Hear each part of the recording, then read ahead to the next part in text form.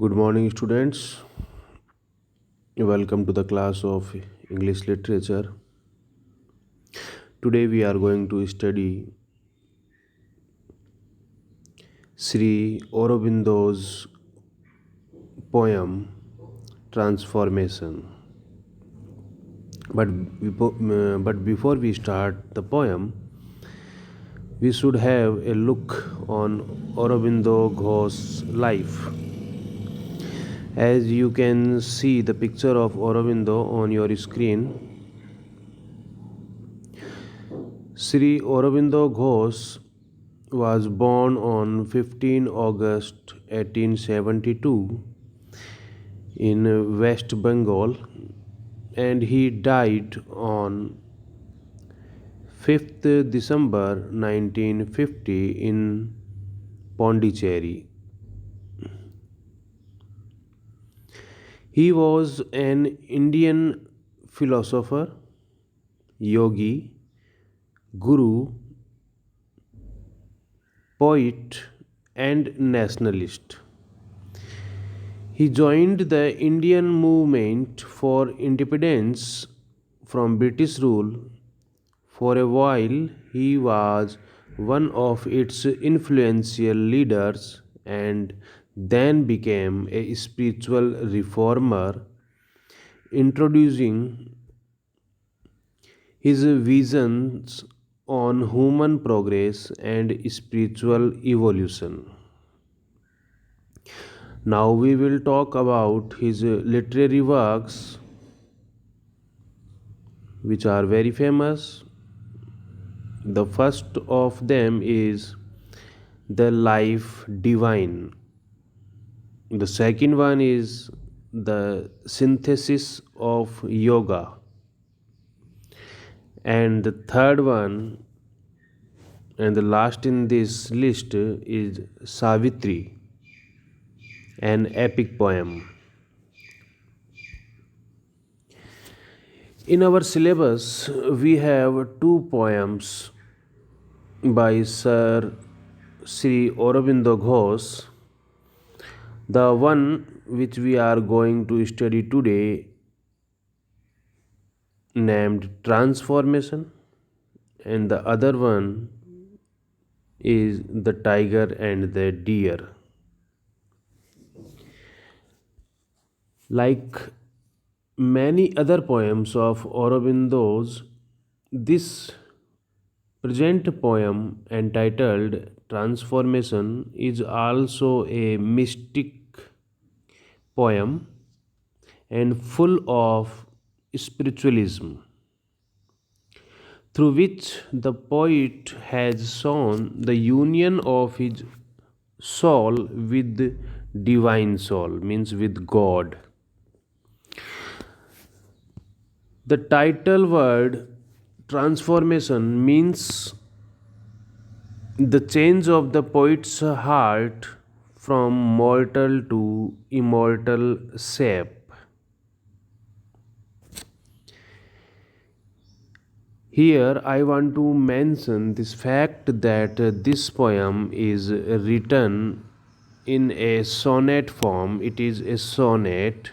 It is of 14 lines poem, which is divided into two parts. The first part consisting 8 lines, which we call octave, and the second part is made of 6 lines, which we call sestet. Now, on your screen, there is text of this poem. I am reading out it for your perusal. Please read it. My breath runs in a subtle rhythmic stream. Here, the word subtle, subtle. Here, B is silent. The word subtle means complex, faint, tiny, refined. In Hindi, we can say परिष्कृत. We the thing which is faint and difficult to analyze is called subtle. Subtle rhythmic. Rhythmic means लयबद्ध या तालबद्ध. Stream means झरना. He says, my breath runs in a subtle rhythmic stream, means peacefully. His life is now peaceful. He is having his life without any difficulty. Everything is coordinated with peace. It fills my members with a might divine. It fills my members. Here, members means limbs, the parts of his body, with might divine. Might means strength, samarthya, ability, capability. Divine means divya, means related to God. I have drunk the infinite like a giant swine. I have drunk. The poet is saying, I have drunk what? The infinite. Infinite means unlimited expanse, having no boundaries, means asimit, anant. Like a giant swine. Giant means demon, Rakshas, Danav. Time is my drama or my peasant dream. Peasant means a rich, spectacular ceremony. In Hindi, we can say लीला, तमाशा, इतिहास की झांकी, श्रृंखलाबद्ध घटनाक्रम. Now are my illumined cells. Illumined means lighted, prakashit. Cells means koshikaएं. Every part of his muscles. Cells joy flaming scheme and changed my thrilled and branching nerves to fine channels of rapture. Here, rapture means a state of elated bliss, means परम आनंद, अत्यंत आनंद की स्थिति. ओपल and हेलिन. ओपल एक प्रकार का पत्थर होता है वाइट कलर का, और इसमें बहुत सारे कलर्स होते हैं. It means it is a kind of a gem which is used in jewellery. And hyaline means a transparent material, glassy, made of glass. In Hindi we can say पारदर्शक, कांच का टुकड़ा. For the influx of the unknown. Influx means अंतर प्रवाह, the process of flowing in, of the unknown and the supreme. Of the unknown and the supreme is denoted here to God. This was the first 8 lines, part of octave. Now we will read out its part of sestet, which is consisted of 6 lines. I am no more a vessel of flesh.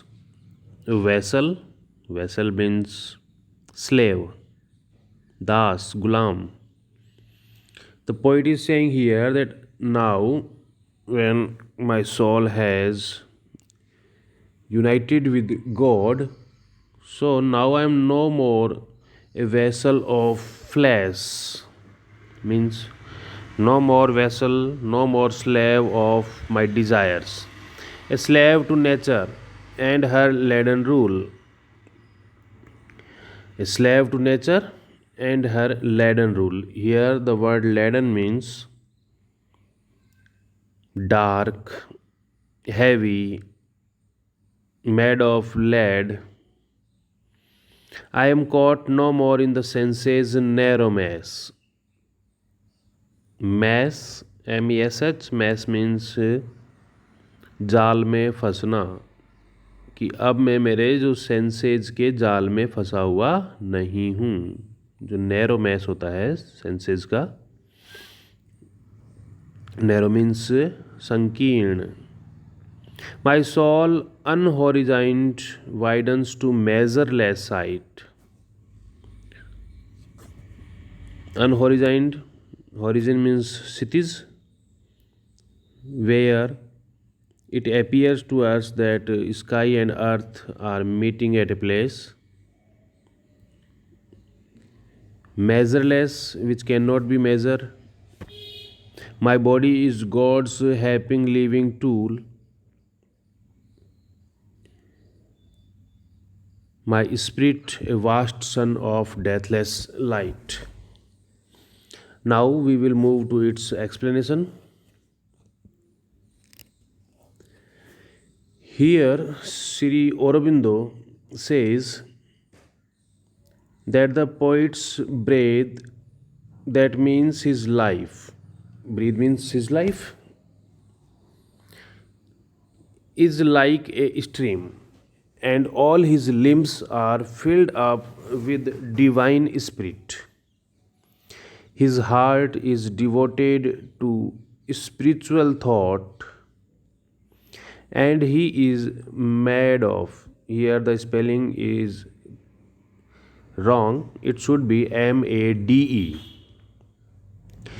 He is made of spiritual lofty thought as a drunkard is of wine. The world for him is a stage, and his days on the earth is a drama, which he has been playing since his birth. All his limbs or all the parts of his body are illumined, are lighted by God's Spirit, and this Spirit has changed his nerves and makes a channel to communicate with the divine soul, and thus his heart fills up with excessive joy, not earthly but divine. Secondly, in the second part of this poem, or in the sestet, we can say the poet is saying that as his heart is spiritually uplifted, so is soul. It is now not a slave to his flesh. Instead, his soul is the slave to nature or the divine soul or to God.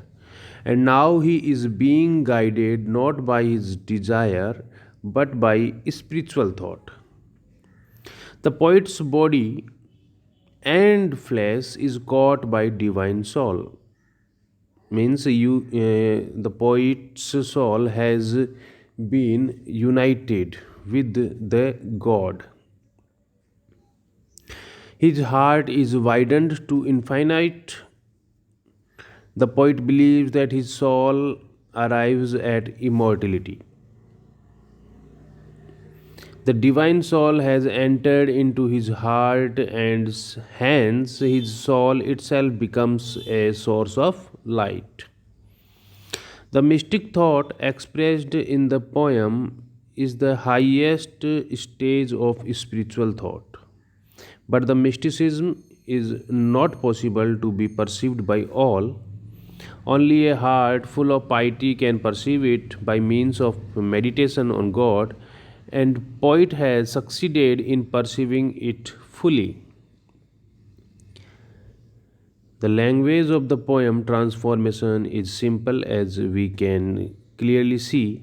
It has some poetic phrases as illumined cells for spiritually lofty limbs, the unknown and the supreme for God, we know. God's happy living tools is for human body.